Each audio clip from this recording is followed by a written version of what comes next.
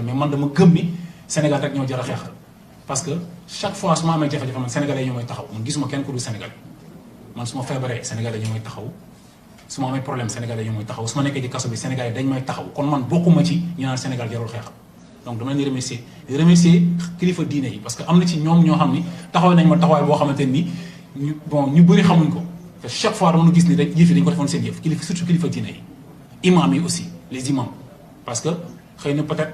doon naa wax mais live bi ma def di wax ba comprendre ruñu peut-être yenn propos yi nga xam ne yeggul mooy li ma waxoon juge bi rek juge bi ne ma lu tax nga ni gendarmerie ay francs-maçons lañ ma ne ko waxuma gendarmerie ay francs-maçons la gendarmerie ils sont pas des francs-maçons je parle pas des gendarmes en fait man constitution Sénégal laay wax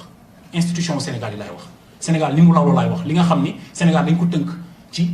constitution bi institution yi république bi et tout diine bokku ci c'est-à-dire chrétiens yi amuñ ci wàll musulmans yi amuñ ci wàll c'est-à-dire Sénégal texte yi tout ce qui est paperasse maanaam këyit lépp lu ñu bind ci wàllu papier Sénégal diine bokk ci maanaam te pourtant ci religion yi boo demee ma ne ñun loolu foofu la ñu faussé départ bi c'est laaj bi loolu laa si doon wax mais wax ni dama ko expliqué ma ni c'est pas normal boo demee gendarmerie procureur bi dafay réquisition la dama leen jàpp imam bi ñu jàpp imam bi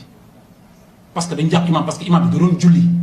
parce que dañu interdit julli fan lañ ko teg lan moo tax ñuy interdit julli te jàkka yi imam yi seen ñëw bopp ñoom ay institution lañ te xam nañu jàkka yi ñoom moomuñ ko néegu yàlla la kon néegu yàlla loolu moomul nag amul droit tëj ko di ko tijji parce que dans l'histoire amul fenn fu ñuy wax ni Seydina Muhammad sallallahu alayhi wasallam tëj na jàkka wala tijji na ko tëj na jàkka yi musu ko def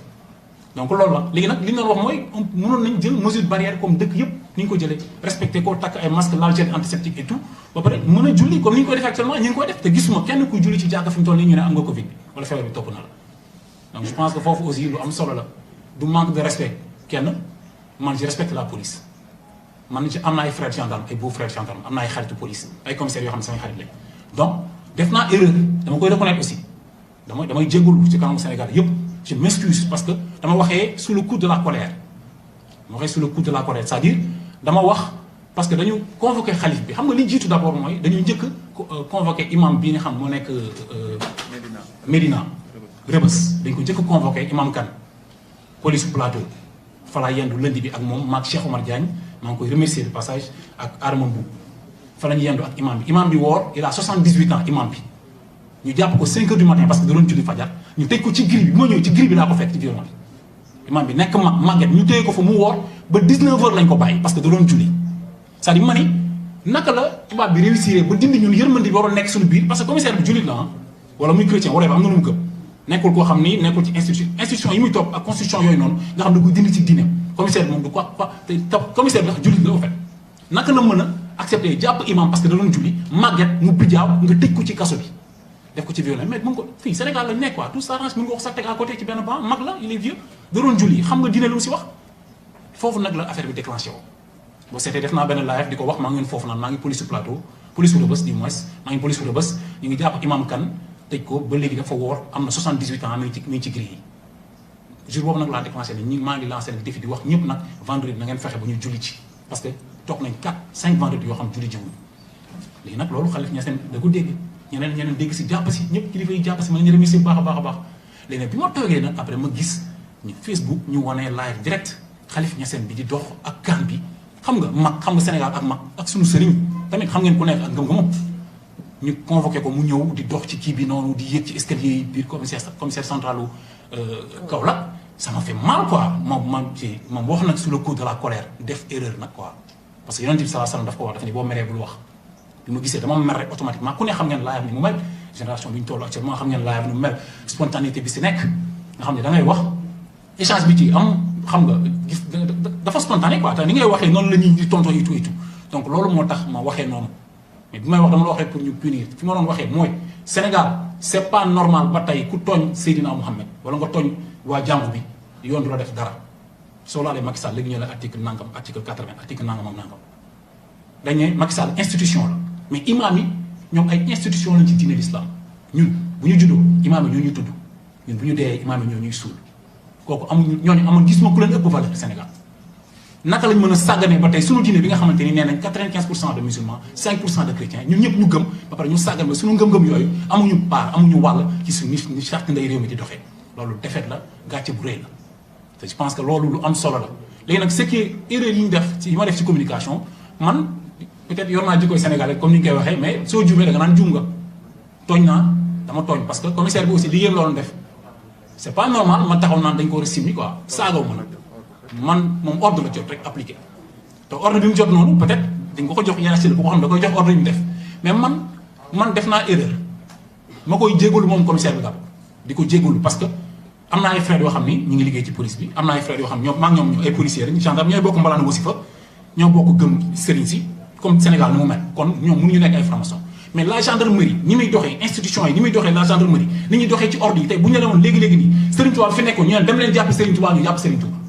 Baye Niass su fi nekkoon ñu ne dem leen jàpp Baye Niass jàpp Baye Niass loolu ñun war nañ ko bàyyi xel bu baax a baax a baax war nañ ko xoolaat bu baax naka la diine bi néewee doole Sénégal ci ni ñuy doxee te ñun sàggan nañ ba constitution beeg institution yeeg yëpp moo supérieur suñu diine yi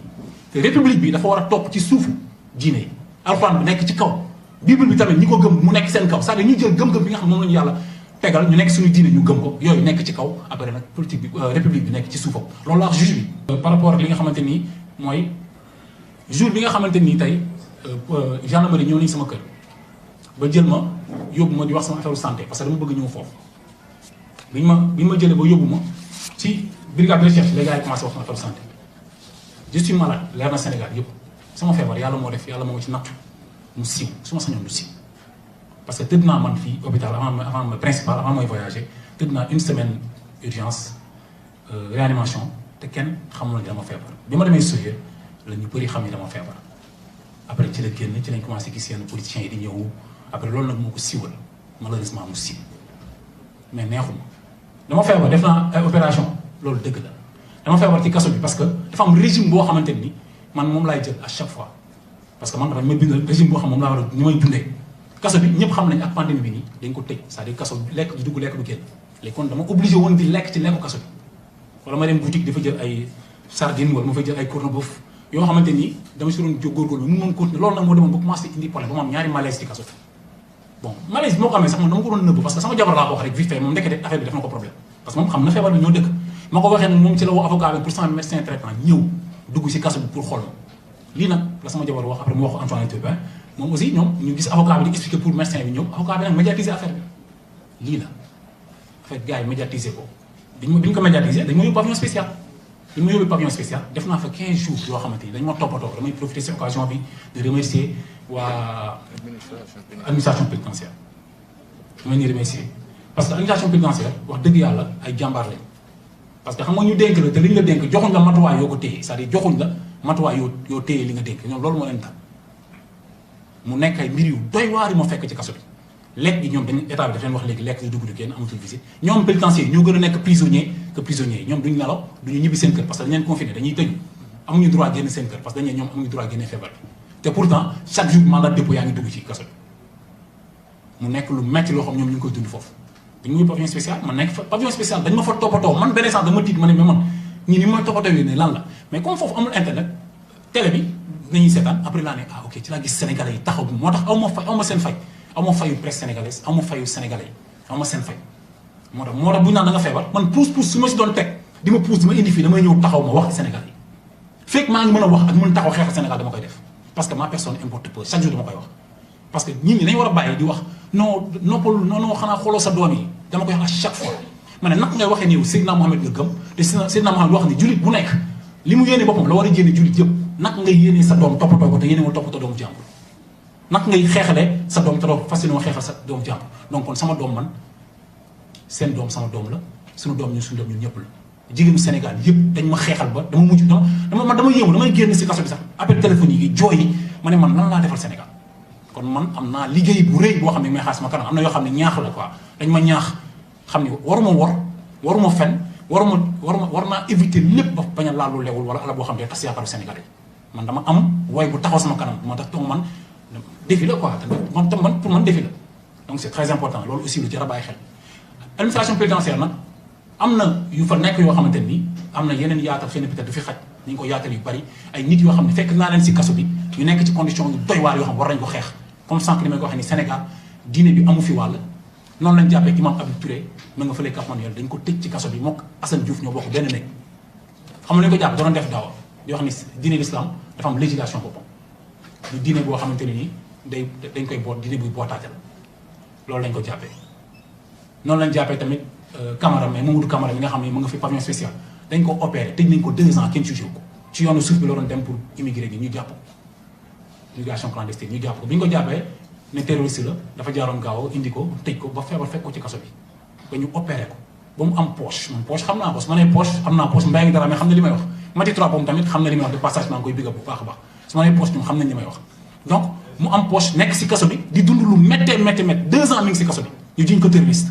te ñun xamuñu lu xew ñun ñu ngi toog si biti rek maa ngi fekk aussi benn grand boo xamante ni bi ñu mu turee nekkee ministre de la justice la ko téye ñu mu turee bi mu nekkee ministre de la justice daf ko téye woon ci affaire enrichissement illicite yi bi mu ko téyee grand mi ngi tudd Alioune Badara Badiane xam nga ndax xam ngeen ko ñàkk journaliste dañ ko xam xaritu Abdoulaye Wade la woon Macky Sall bi ñu ko jàppee bon peut-être mooy comme seen affaire yi ngeen dégg affaire littorale yi biens yi ñuy def ak moom compulsion yi ñuy def rek bu fekkee grand bi def na erreur aussi tëj nañ ko presque 7 ans grand bi dem na ba am problème insuffisance rénale grand bi dem na ba dafa diabète ñu ko yëkkatee ko tëral ni pavillon social depuis 7 ans Alioune Badara Badiane la tudd bon xaritu Abdoulaye Wade la woon bu ko indi ay bailleurs di indi ay milliardaires di ànd ak Abdoulaye Wade di ko dimbali di comme ni ñu ko wax xam ngeen politique Sénégal ni mu demee mais quoi qu'on puisse dire ak lu mën a am lu grand boobu def tey politique yi ñu ngi def lu ko gën a pire ci dëkk bi te mi ngi ci kaso bi ñuy yëkkatee ko tëral nanguwuñu ko sax bàyyi mu faju xaw ma dañuy xaar mu dee ñu bàyyi ko xaw ma luy problème ñu koy soog a libéré donc loolu aussi li ma bokk na si li tax ma doon rey sama bopp ne foog ma génn wax parce que mënu ma téye yóbbante waa kaso bi te du ma ko wax affaire phobie yi ay affaire yu doy waar gis ngeen Sénégal fu mu toll ci scandale lu nekk mi ngi fiy xew ci wàllu phobie ci wàllu littoral ci wàllu lu nekk point bu nekk point par point boo ko toppee tey fii di wax du jeex xam nga man maa njëkk def live pour demee sama chaîne YouTube di nga ko gis non da ngay dem si waa Rewmi info réew mi di nga ko gis may wax di wax ni ma ne Assane Diouf li muy wax ni muy defee du noonu li muy waxee du noonu man musuma ànd ci saaga Assane Diouf yi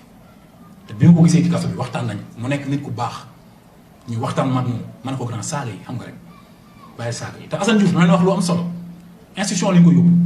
bu ci Sénégalais yi jugul Macky Sall dina ko sànq ci kaso mais ni wax lu leer bu ngeen bàyyi ko xel te ñoom mënuñu ne nag bi ñu koy njëkk a bàyyi dañ ko bàyyi parce que Assane Diouf am problème mu xel tey ñu jàppaat ko encore fi ñu ko yóbbu noonu gàtt balaa ñu ko lijjanti dafa def 6 mois yóbbuñ ko flagrant délit mel ni ay enquête la ñu war a enquête mel ni dañu war a enquête ay foofu la ñu ko yóbbu institution moom ak imam bi ma lay wax nii imam Habib ñoo bokk même chambre Habib Touré kooku ñu jiñ terroriste tëj ko foofu fi ñuy def terroriste lañu tëj Assane Diouf donc loolu aussi sénégalais war nañ ci jàpp te pour man combat la pour ñu libérer Assane Diouf parce que gis ngeen li fi xew lu gën a garaaw Assane Diouf waxuma la saaga de mais saagante moo am Sénégal saagante xam nga saaga ak saagante bokkuñu Assane Diouf dafa saaga mais ñi dañoo saagante donte nag saaga moom kenn du ko cautionné pour mu gàttal rek pour leeral ni Sénégal actuellement ñun d'abord balaa ñuy wax dara ci base bi la ñuy njëkk wax quoi c'est-à-dire li olof naan boo bëggee rey as réew boo bëggee rey as lëf da ngay dem ca ndey ja ñun dañu faussé départ bi la ñu faussé léegi nag mënuñu depuis Senghor ba Abdoulaye Wade ba Macky Sall ñu ngi nekk ci problème électricité problème mu ndox problème mu courant comme ni ñu ko waxee problème mu tey littoral yaa ngi dégg suuf bi problème mu pétrole bi yooyu yëpp ci lañ nekk du dañ chaque jour c'est la routine chaque jour dem leen ngeen xool depuis Senghor ba tey xool leen Abdou Diouf Abdoulaye Wade li ñu doon jooy ba tey moom la ñuy jooy yotaa changé wu ci et pour man il est temps ñu xool lan moo tax ba léegi ñu nekk ci problème yooyu noonu lu tax à chaque fois à chaque fois ñuy tourner autour rek quoi c'est la routine lu tax loolu xam ngeen lu tax parce que Sénégal am na Cheikh Anta Diop borom xam-xam la Sénégal am na sëriñ yu mag a mag ay nitu diine la Sénégal ba léegi nii ñi gëm yàlla ragal ko ñoo yoragul pouvoir chrétien bu gëm yàlla ragal ko gëm diine yoragul pouvoir julit bu gëm yàlla ragal ko ragal yàlla ragal diine jàkkaarloo caisse noire xam ne lii askanam bañ dindi caisse noire teg ko fële ragal yàlla di xool argent contribuable bi xam ne lii alalu mbooloo ragal koo laa loolu iman moo koy def ci mooy ragal yàlla te loolu li ko waral mooy mu nekk koo xam ne day waat ci alxuraan fekk amuñu président buy waat ci alxuraan wala ñu waat ci bible di chrétien wala musulman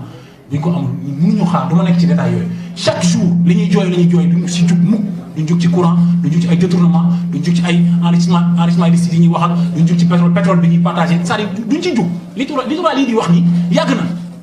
Macky Sall bi mu nekkee premier ministre jamonoy Abdoulaye Wade Abdoulaye Daouda Diallo moo nekkoon impôt et domaine la nekkoon waaw